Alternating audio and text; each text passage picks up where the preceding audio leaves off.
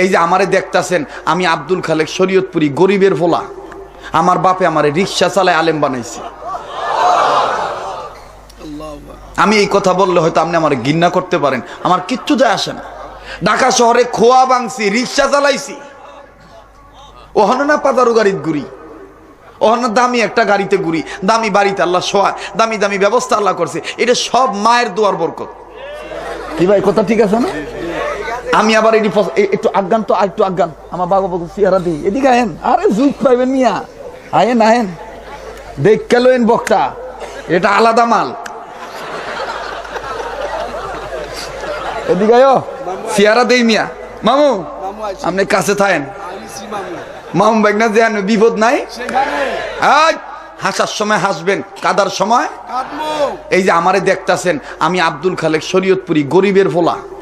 আমার বাপে আমারে রিক্সা চালায় আলেম বানাইছে। আমি এই কথা বললে হয়তো আপনি আমার ঘৃণা করতে পারেন, আমার কিচ্ছু যায় আসে না। আমি এই কথাটা এই জন্য বলতেছি, একজন গরিব মানুষ যাতে নিয়ত করে যে শরীয়তপুরীর বাপে যদি শরীয়তপুরীর রিক্সা চালায় আলেম বানাইতে পারে, আমিও আমার পোলারের আলেম বানাবো। কত কষ্ট করছি মিয়া, কত কষ্ট করছি, কত কষ্ট করছি। মার কঠিন রোগ হয়েছিল, মার চিকিৎসার টাকা জোগাড় করার জন্য ভিক্ষা পর্যন্ত করছি। ঢাকা শহরে খোয়া ভাঙছি, রিক্সা চালাইছি, ওখানে না পাতারু গাড়িতে ঘুরি, ওখানে দামি একটা গাড়িতে ঘুরি, দামি বাড়িতে আল্লাহ শোয়া, দামি দামি ব্যবস্থা আল্লাহ করছে। এটা সব মায়ের দোয়ার বরকত। সংসারের সবচেয়ে বড় ছেলে আমি, 3 ভাই 2 বোন। আমার ছোট ভাই যখন দুনিয়াতে আসলো, মায়ের হঠাৎ একটা রোগ দেখা দিল, ক্যান্সার। আমি তখন আরজাবাদে পড়ি। আমার মায়ের যখন রোগ হইল, ডাক্তার কইছে তোমার মা বাঁচবো না। প্রত্যেক সপ্তাহে মাকে ওষুধ কিনে দিতে হইতো, বড় বড় দামি দামি ইনজেকশন দিতে হইতো। বিশ্বাস করেন, একটা কথা মিথ্যা বলতেছি না, ওয়াজ শেষ করে বাড়িতে গেলে 2:30 বাজুক আর 3টা বাজুক, প্রাণের বিবি কিন্তু দরজা খোলে না। ডাক দিলে ফোলাফান ওঠে না, উঠলে কিন্তু ওই জনম দুঃখিনী মায়াবিনী মাই উঠে। কিরে মা তুই ঘুমাস নাই? মায় ডাক দিয়ে ওকে, বাবা রে তুই বাইরে থাকলে আমার ঘুমও ধরে না। ডাক্তার যখন কইছে তোমার মা বাঁচবো না, প্রত্যেক সপ্তাহে মায়ের ওষুধ কিনে দিত হইতো। টাকা পামু কই? বাপ রিক্সা চালায়। ছুটি দিত, ঘুমানোর টাইম 3 ঘন্টা, 9টায় ছুটি, 12টায় আবার উঠতে হবে। আমি হুজুরের কানে কানে যাই, কইতাম হুজুর আমার রিক্সা নিয়ে বের হইতে হবে, 2 ঘন্টা রিক্সা চালামো, আমি আবার ঠিক মতো না উপস্থিত হবো। হুজুর যাত্রা দিয়ে আমার মাথাটা বুকের সাথে লাগায় কইতো, ফোলাভান দেখছি, তোর মতন মায়ের পাগল দেখি নাই। 1 কেজি গরুর গোস্ত কেনার টাকা ছিল না মিয়া, 1 জোড়া স্যান্ডেল কেনার মতন যোগ্যতা ছিল না। ওষুধ রিক্সা চালাইয়া কোনোদিন খোয়া ভাঙ্গা ওষুধ কিনা নিয়া মার কাছে যাইতাম, মারে ডাক দিতাম, মাগো ওষুধ আনছি। মায় কইতো টাকা পাইছত কই?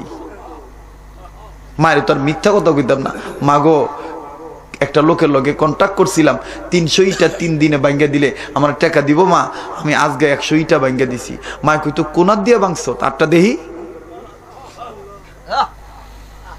আমি জানি যে আমার হাতটা আমার মায়ের দেখালে মায় কষ্ট পাইব, কারণ আমার হাতের আঙ্গুলের গোড়াগুলি ঠোয়া পড়ে গেছে।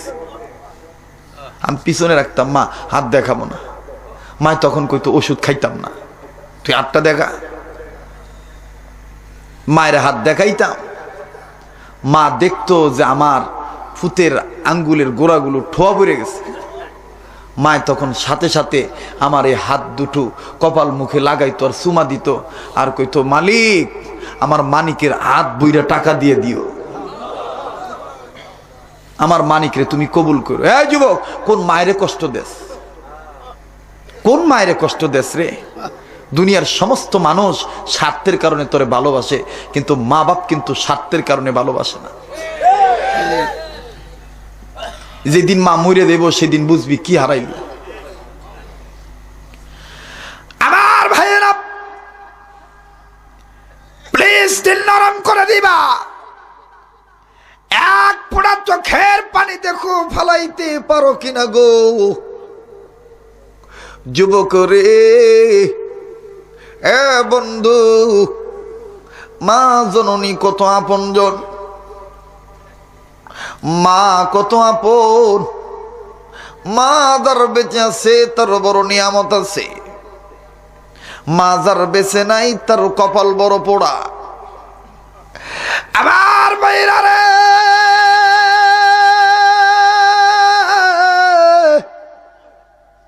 সামান্য 2-1 মিনিট মায়ের কদর বুঝাইতে যায় বলি।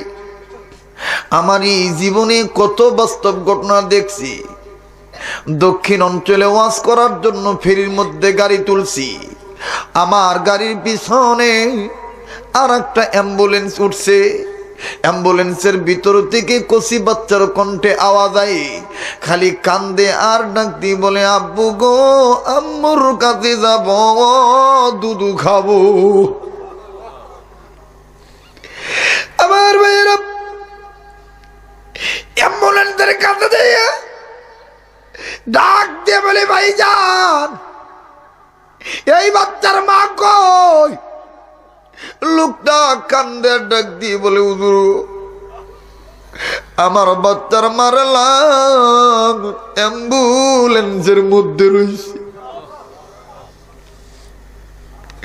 আমার বেবি মরে গেছে,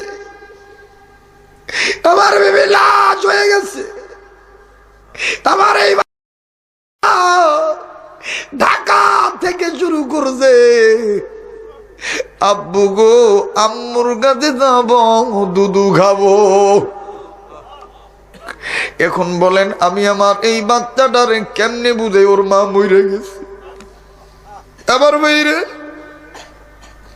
আমি সইতে পারলাম না, অজু বানাই না,